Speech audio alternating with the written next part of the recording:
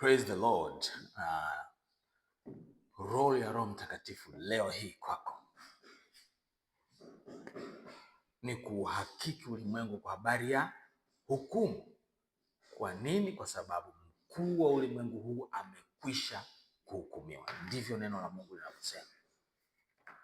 Kwa hiyo Bwana Yesu anatueleza kwamba Roho Mtakatifu atakuja kutufundisha kwamba yule mkuu wa ulimwengu aliokuwa anausumbua ulimwengu hawezi tena kusumbua ulimwengu kwa sababu amekwisha kuhukumiwa. Amekwisha kuwa condemned. Yaani hukumu yake yule aliyohukumiwa huyu shetani na roho zake na washirika wake, hukumu yake iko tayari. I mean, it is already sealed. Hukumu ilishafanyika. Nasoma sheria katika kazi zangu ninazozifanya. Nasema ule mwenendo wa mashtaka unaanzia mtu anafungua kesi, ukishafungua kesi kuna ushahidi, anasema discovery process, ile unabadilishana mashahidi, wanatoa ushahidi wao, wakishamaliza ushahidi, alafu kuna wazee wa baraza ambao wanaamua, je, mmeamua nini kutokana na ushahidi mnaosikia? Wanasema tumeamua kwamba huyu mtu ana hatia. Sawa, wakishaamua kwamba huyu mtu ana hatia, then kuna kikao kingine kinakaa, kinaitwa the sentencing meeting. Sasa wakati wa kutoa sentence ndio mtu anaambia bwana, wewe umekwisha kuhukumiwa kama shetani alivyokwisha kuhukumiwa sasa hivi. Now your sentence, utakwenda jela miaka 3 au utalipa fine kiasi fulani au utakwenda jela maisha. So the devil has been condemned na sentence yake ilikwisha kusomwa. Sentence au hukumu ya shetani ilikwisha kusomwa kwamba huyu mahali pake alipoandaliwa ni kwenye ziwa la moto. Mungu hakuandaa ziwa la moto kwa ajili ya kuwachoma watu. No. Ziwa la moto limeandaliwa kwa ajili ya shetani na malaika zake.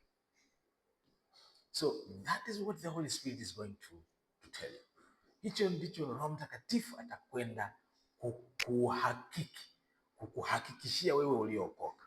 Atakwenda kukuhakikishia kwamba wewe huna haja tena ya kumwogopa yule uliokuwa unamwogopa sana. Yule ulikuwa unamfikiria kwamba yeye anatisha sana, yeye ndio mkuu wa ulimwengu huu. No. He is no longer mkuu wa ulimwengu huu. Guess who is mkuu wa ulimwengu huu sasa? Jesus Christ. Kuna mahali katika Mathayo sura 28, Mathayo sura 28 anasema nimepewa mamlaka yote mbinguni na duniani. Now he is the ruler of this world. He is the ruler in heaven. He reigns in heaven. Anatawala mbinguni, anatawala na duniani. Ni Yesu. Kwa hiyo kwa habari yako wewe, je, hauhukumiwi sasa ukitenda dhambi, ukifanya makosa hauhukumiwi? Hukumiwi. Unachoambiwa na Roho Mtakatifu ni kwamba wewe chema ufanane na hili kosa. Kwa sababu kosa unalifanya kwa sababu unafikiri labda wewe ni mchafu. Kwa sababu wewe ni mchafu, unaendelea kuishi katika uchafu. That's how it is. Ikikutangazia dhambi zako mfululizo, wewe utaishia tu kuamini kwamba wewe ni mdhambi. Kwa hiyo nikimwambia mtoto kwamba wewe ni mtu utakayefeli wewe.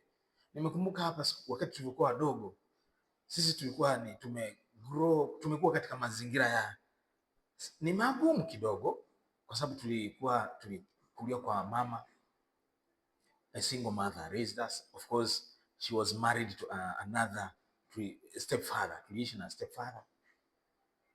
Lakini tukawa na effort za kutaka kumtafuta our real father.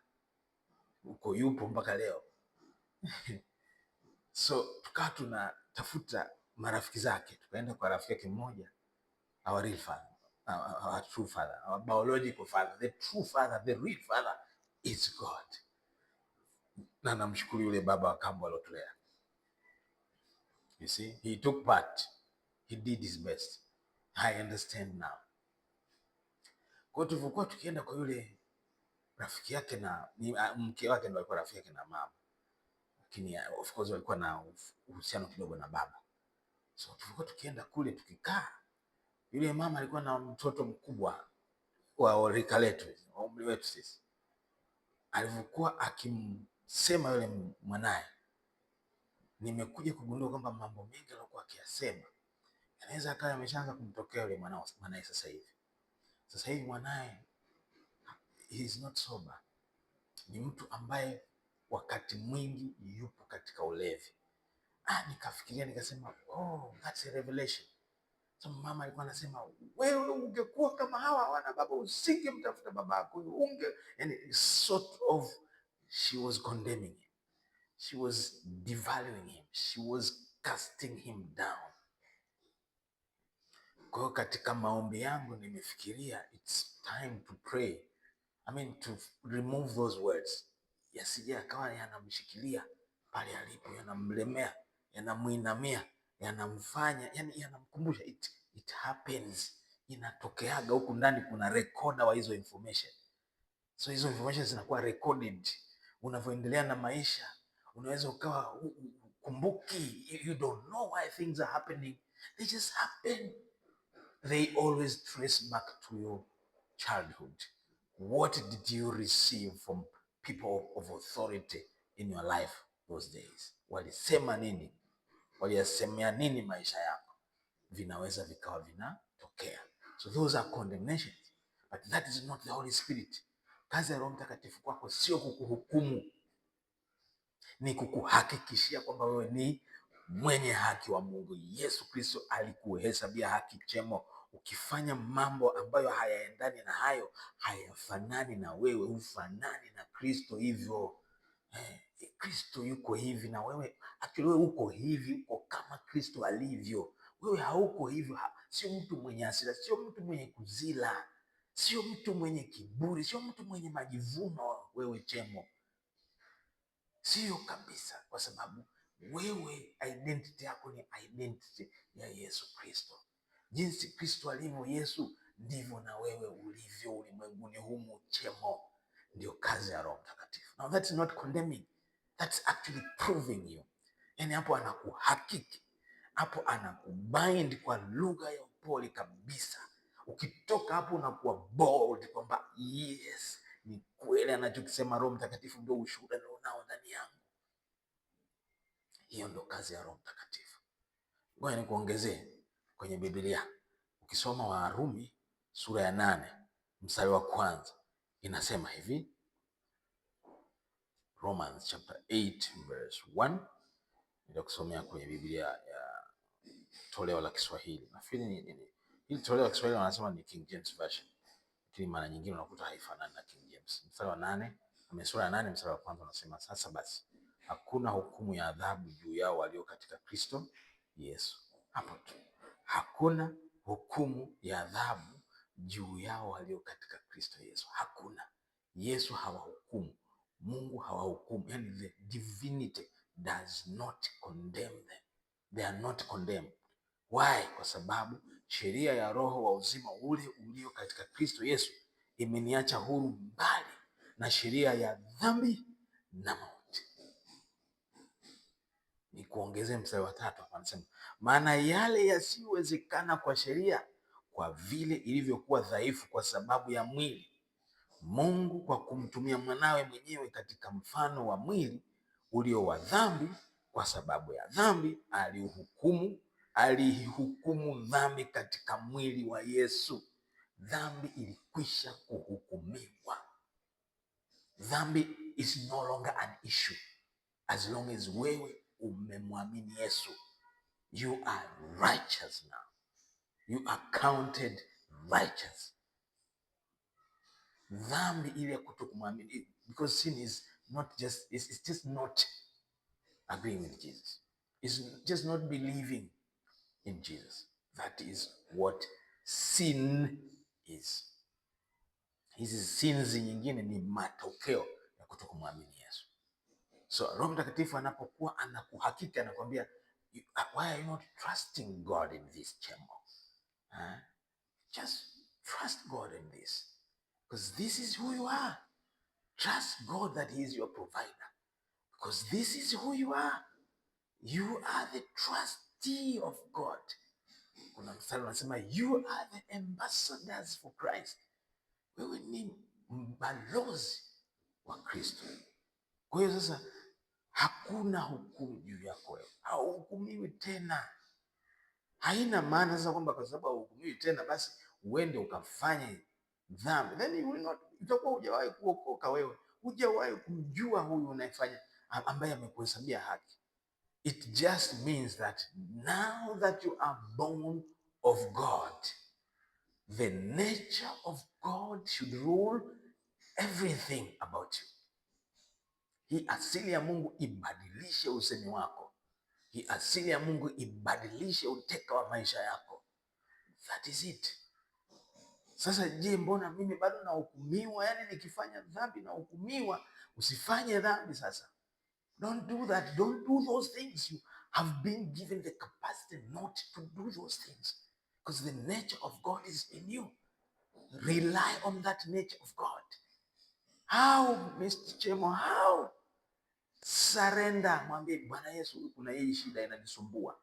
Siwezi mimi kuishinda, naomba neema yako inisaidie. Yaani nikitumia nguvu zangu na kujihukumu zaidi naendelea kufanya zaidi ili kosa, nisaidie. I am asking for your grace. I am allowing your grace to take over. I will not put any effort of the flesh. I know I cannot do this. I cannot even condemn myself. Kuna mtu alikuwa anajiapiza kabisa kwamba bwana, mimi nikifanya hiki kosa nife. No, Jesus is not looking for you to die physically. He's looking for you to give your body a living sacrifice. Utoe mwili wako uwe dhabihu iliyo hai, usife. Uishi hapa duniani kuyashuhudia matendo makuu ya Mungu. So kitu gani ambacho mbona bado nahukumiwa? Let me show you. Ngoja nikuonyeshe kinachokusumbua ni nini. Waraka wa kwanza wa Yohana sura ya 4. Sura ya 4 au ya 3? Uniangalia sura ya 3. Waraka wa kwanza wa Yohana sura ya 3 mstari wa 19 na kuendelea. Anasema, katika hili tunafahamu ya kwamba tu wa kweli, nasi tutaituliza mioyo yetu mbele zake. Sielewi maana yake nini hapa. Tutaituliza mioyo yetu mbele zake. Mstari unaofuata anasema, ikiwa mioyo yetu inatuhukumu. Sasa nani anayekuhukumu? Kumbe ni moyo wako ndio unaokuhukumu. Kwa maana Mungu ni mkuu kuliko mioyo yetu, naye anajua yote. Wapenzi, mioyo yetu isipotuhukumu, tuna ujasiri kwa Mungu. Kwa hiyo anayekuhukumu ni moyo wako. Kwa nini? Kwa sababu Mungu aliuumba moyo wako na kitu kinaitwa conscious, utashi, sijui ni utashi au dhamira, one of those two kwa Kiswahili. Kwa ukifanya kitu chochote kinyume na sheria ya Mungu, kinyume na asili ya Mungu, lazima utahukumiwa moyoni mwako.